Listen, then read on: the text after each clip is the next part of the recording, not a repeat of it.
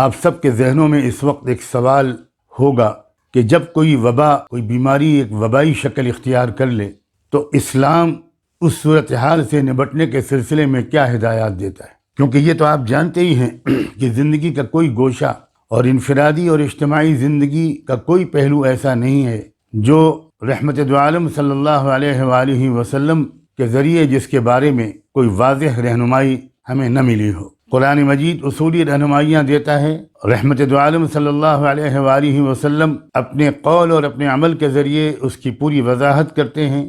پھر صحابہ کرام اور صحابیات اور حضرات اہل بیت یہ سب کے سب جس طرح اس پر عمل کرتے ہیں تو اس کے بعد وہ رہنمائی بالکل بے غبار اور بالکل واضح ہو کر انسانیت کے سامنے اور بالخصوص امت مسلمہ کے سامنے آ جاتی ہے۔ بہت واضح طور پر اللہ کے رسول صلی اللہ علیہ وآلہ وسلم کا ایک ارشاد ان دنوں میں آپ میں سے بہت سے لوگوں نے بار بار سنا ہوگا۔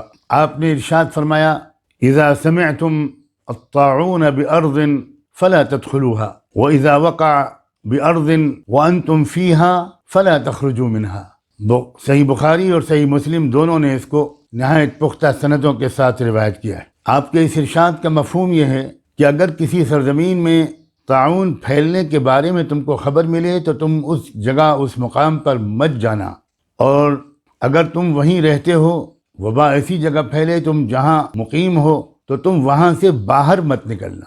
یہی تو ہے آئسولیشن، یہی تو ہے قرنطینہ۔ قربان جائیں کہ رحمت دو عالم صلی اللہ علیہ وآلہ وسلم نے 1500 سال پہلے تقریباً انسانیت کو یہ آسان، فطری اور سائنٹیفک اصول وباؤں سے متاثر ہونے کے سلسلے میں بتا دیا تھا۔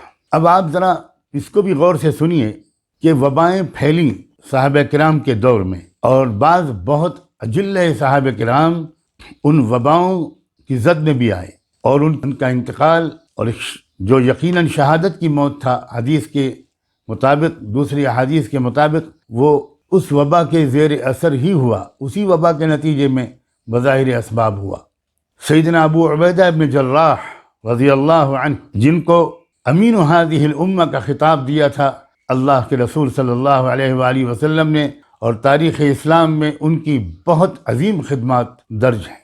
ان کا انتقال بھی اسی بیماری میں مبتلا ہو کر، اسی وبائی بیماری میں مبتلا ہو کر ہوا تھا۔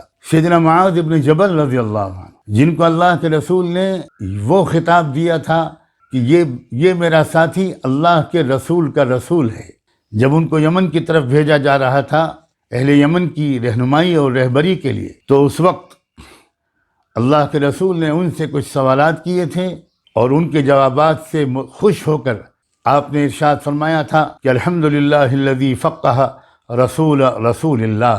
اے اللہ، آپ کی تمام تعریف ہے کہ آپ نے اپنے رسول کے رسول کو دین کی گہری سمجھ عطا کر دی۔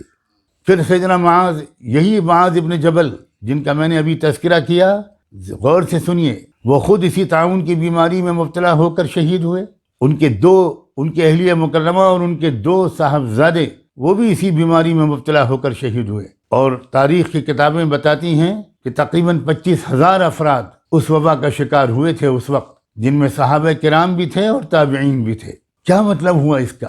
اللہ تعالیٰ کا اس دنیا کا یہ نظام ایسا ہوتا ہے کہ جیسے موسم کا اثر ایک نبی اور ولی بھی محسوس کرتا ہے اور ایک عام انسان بھی محسوس کرتا ہے، اسی طرح اس دنیا میں جو وبائی بیماریاں پھیلتی ہیں، جو امراض پھیلتے ہیں، جو ہوائیں چلتی ہیں، ان سے متاثر نیک لوگ بھی ہو سکتے ہیں اور ہم جیسے عام لوگ بھی ہو سکتے ہیں۔ یہ سمجھنا کہ میں تو بہت نیک ہوں، میرے اندر بہت توکل اور یقین ہے، میں تو اعمال کا پابند ہوں، مجھے کوئی بیماری نہیں لگ سکتی، یہ اللہ کے اس نظام کو نہ سمجھنے یا کم سمجھنے کا ایک نتیجہ یا ثبوت ہے، جس نظام کے مطابق اللہ نے اس دنیا کو چلانے کا فیصلہ روز اول سے کیا ہوا ہے۔ اس کے بعد آپ ذرا اور آگے بڑھیے، ان صحابہ کرام کے بعد، یعنی سیدنا ابو عبیدہ کے بعد اور سیدنا معاذ ابن جبل کے بعد، اس کے بعد ملک شام کی جو قیادت آئی وہ سیدنا عمرو ابن عاص رضی اللہ عنہ کے ہاتھ میں آئی۔ چنانچہ انہوں نے اس وبائی بیماری سے بچنے کے لیے پوری ملت اسلامیہ کو اور اس علاقے کے باشندوں کو خاص طور پر جو ہدایت دی، اسے ذرا غور سے سنیے، میں ایک سے زیادہ مرتبہ اس کو دہراؤں گا۔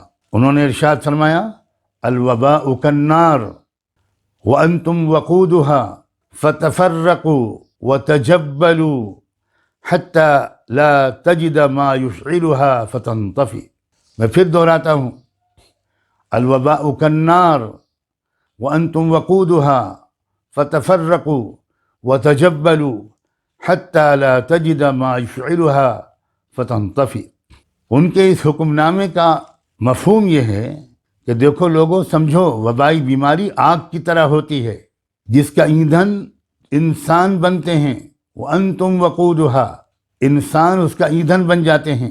اس لیے پہلی بات غور سے سنو، فَتَفَرَّقُوا، الگ الگ ہو جاؤ، فاصلہ رکھو، بہت زیادہ اختلاط مت کرو.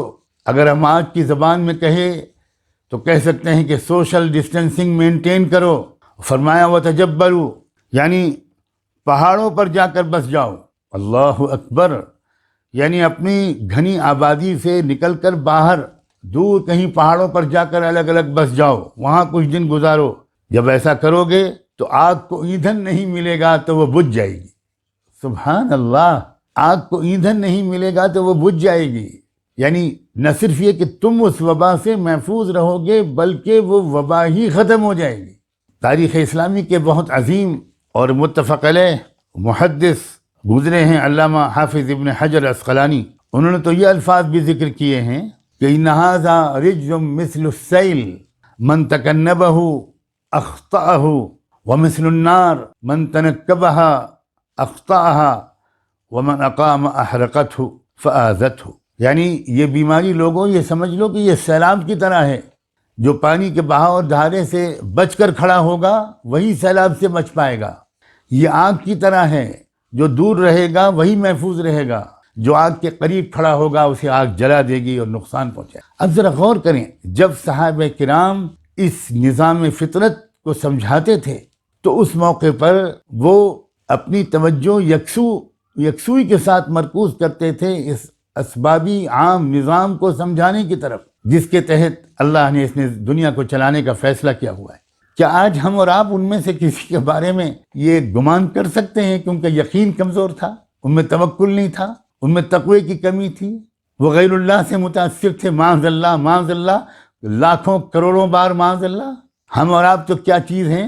رب کعبہ کی قسم، ساری دنیا کے اولیاء اللہ، ائمہ رشد و ہدایت، ان کا یقین، ان کا توکل اور ان کا تقوی اگر ایک پلڑے میں رکھ دیا جائے اور دوسرے پلڑے میں ایک صحابی کا ایمان، توکل و تقوی رکھ دیا جائے، وہ پلڑا جھک جائے گا جس میں ایک صحابی کا ایک توکل، یہ تقوی اور ایمان رکھا ہوا ہوگا، یقین رکھا ہوا ہوگا. یہی نازک بات میرے عزیز دوستو، میرے بھائیوں اور بہنوں، یہ سمجھنے کی ہے، یہ سمجھنے کی ہے کہ اللہ نے ہم کو کس طرح ریئیکٹ کرنے کا حکم دیا ہے. ایک طرف یقین اور توکل بھرپور طریقے پر، رجوع اللہ بھرپور طریقے پر، دعائیں مانگنا، اللہ سے معافی مانگنا، اپنے کیریکٹر کو بدلنا، اپنی کمیوں کو دور کرنا، اپنے اندر بہتر تبدیلی لانا، جس کا نام ہے توبہ.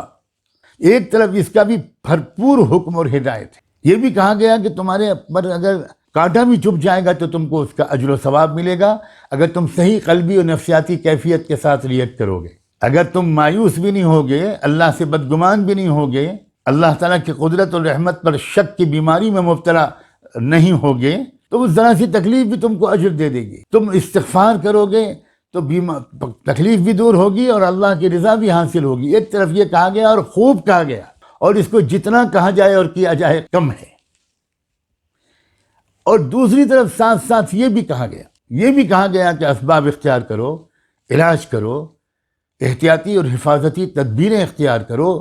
اس پر بہت زور دیا گیا. ذرا غور کیجئے، سیدنا عمرو بن عاص اپنی امت کو ہدایت دے رہے ہیں اور کیا کہہ رہے ہیں؟ وبائی شکل میں ایک دوسرے کے ساتھ نہ رہو، الگ الگ ہو جاؤ. کتنا سائنٹیفک دین اور شریعت ہے اسلام، قربان جائیں. سوشل ڈسٹینسنگ مینٹین کرو. میں پورے بھروسے کے ساتھ تفرقو کا ترجمہ کر رہا ہوں، الگ الگ ہو جاؤ. یہاں تک کہ وہ فرما رہے ہیں کہ تم اپنے گھروں میں رہتے ہوئے اگر آئسولیشن نہیں کر سکتے، الگ الگ نہیں ہو سکتے، تو پہاڑوں پہ جاؤ. ظاہر ہے کہ گھنی آبادی میں وبائیں پھیلتی ہیں، اور جو پہاڑ پہ چلے جاؤ، دور دور بکھرے ہوئے رہو، خیمے لگا لو، پہاڑ پہ رہو، تو وہاں کی کھلی فضا میں سائنسداں یہ بتاتے ہیں کہ وہ جراثیم مؤثر نہیں رہ جاتے۔ قربان جائیں اس نبی امی رحمت دو عالم آقا نامدار محسن انسانیت صلی اللہ علیہ وآلہ وسلم کی اس رہنمائی پر، جو کس قدر ریشنل، کس قدر لاجیکل، کس قدر سائنٹیفک بھی تھی۔ یہ کہنا کہ وبا کے دوران الگ الگ ہو جاؤ، ایک ساتھ مت رہو، یہی تو ہے سوشل ڈسٹینسنگ۔ اور اس کی رہنمائی سیدنا عمرو بن عاص رضی اللہ عنہ، جو تربیت یافتہ تھے اور فطری حقائق کو سمجھنے کی صلاحیت اس لیے ان لوگوں کے اندر سب سے زیادہ پیدا ہوئی تھی کہ ان کے معلم و رہبر ایک ایسی شخصیت تھی جس سے بڑھ کر اس کائنات کی اصل حقیقت کو اور رازوں کو اللہ کی توفیق سے جاننے والا اس آسمان کے نیچے نہ کبھی پیدا ہوا ہے نہ کبھی پیدا ہوگا، سیدی محمد الرسول اللہ، لاکھوں درود و سلام ہوں ان پر۔ کیا مثالیں دے کر سمجھایا ہے، کہا ہے یہ وبا آگ کی طرح ہوتی ہے، قریب رہو گے تو جل جاؤ گے، اسے دور ہٹو۔ پھر میرے دوستو، اس موقع پر انہوں نے یہ نہیں کہا کہ آگ نہیں جلاتی، اللہ کا حکم جلاتا ہے۔ انہوں نے نہیں کہا اس موقع پر کہ چھری نہیں کاٹتی، چھری کاٹتی ہوتی تو اسماعیل کی گردن کٹ جاتی علیہ الصلوۃ والسلام۔ کس موقع پر، کس بات پر زور دینا چاہیے، کس پہلو پر زور دینا چاہیے، اس کو سمجھیے۔